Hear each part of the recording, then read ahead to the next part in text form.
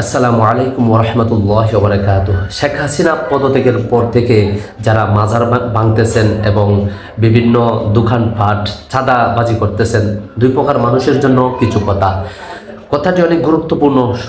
পুরোটা ভিডিও শুনে যাবেন। দেখেন, আপনি কারো ব্যবসা প্রতিষ্ঠানে গিয়ে তাদের ব্যবসা লুটপাট করতেছেন এবং তাদের ক্যাশ ব্যাঙ্কে টাকা নিয়ে যাচ্ছেন এবং তাদের কাছে চাঁদা দাবি করছেন। যদি চাঁদা না দেয় তাহলে তাকে মারপিট করছেন। এর বিচার একদিন হবেই, এটা দুনিয়াতে হোক বা আখিরাতে হোক। দুনিয়াতে না হলে আখিরাতে হবে, কিন্তু আপনার এর হিসাব দিতেই হবে। এরকমভাবে আরও বিভিন্ন কোম্পানি, বড় বড় কোম্পানি জ্বালিয়ে দিচ্ছেন। এখানে হাজার হাজার মানুষের কর্মসংস্থান ছিল, তারা কর্ম থেকে বঞ্চিত হচ্ছে। এটা অবৈধ একটি কাজ।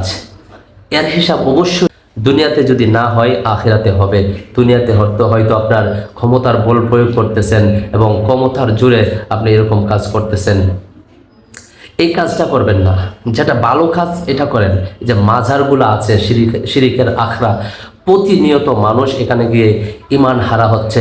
এই মাজারগুলো ভাঙ্গে, এটা সম্পূর্ণভাবে আপনার জন্য জায়েজ এবং এটা হারামের কোনো কিছু না। এই মাজারগুলা ভাঙ্গেন, শিরিকের আখড়াগুলা ভাঙ্গেন, কারণ এখানে প্রতিনিয়ত মানুষ গিয়ে গিয়ে তারা ইমান হারা হচ্ছে এবং তারা প্রতিনিয়ত এই মাজার গিয়ে সেজদা করতেছেন এবং বিভিন্ন প্রকারের অবৈধ কাজে লিপ্ত হচ্ছে। সুতরাং এই কাজটা করেন। মানুষের টাকা পয়সা, মানুষের দোকানপাটে গিয়ে, ব্যবসা প্রতিষ্ঠানে গিয়ে লুটপাট করবেন না।